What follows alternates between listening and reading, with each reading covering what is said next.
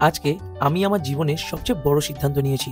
প্রায় ৮ বছর একসাথে থাকার পর আমি আর পূজার রেজিস্ট্রি করার প্ল্যান করি। আর আমাদের বাড়ির লোকেরাও রাজি থাকাতে তাই দেরি না করে রেজিস্ট্রিটা করেই নিলাম। কিন্তু যখন আমাদের রেজিস্ট্রি হচ্ছিল, আমার রীতিমতো হাত পা ঠান্ডা হয়ে গেছিল। কারণ এই ৮ বছরে আমরা একসাথে অনেক কিছু দেখেছি, অনেক কিছু ফেস করেছি। তাই এটাই ভয় ছিল যেন আমার জন্য ভবিষ্যতে পূজার কোনো অসুবিধা না হয়।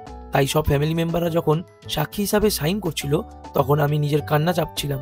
পূজা তো আমাকে দেখে হেসেই দিয়েছিল। কিন্তু তারপর যখন আমি সবার সামনে পূজাকে নিজের স্ত্রী হিসাবে গ্রহণ করি, আমার খুশির কোনো ঠিকানা ছিল না। আমি শুভম দত্ত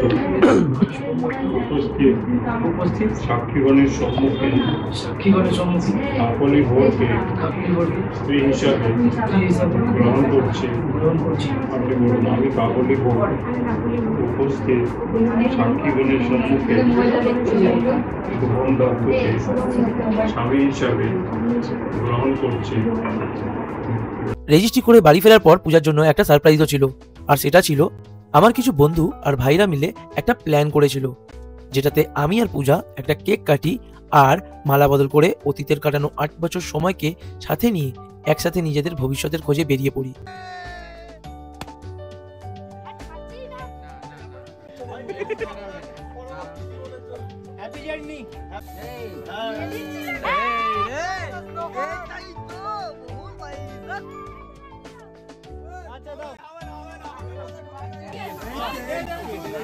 আশা করি তোমরা সবাই আমাদেরকে আশীর্বাদ করবে।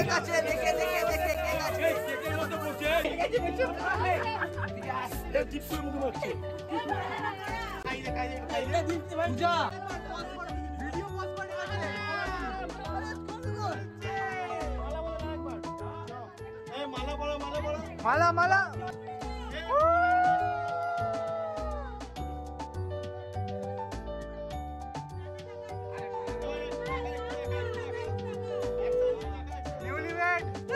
এখন দেখাচ্ছে, দেখো দেখাচ্ছে এখন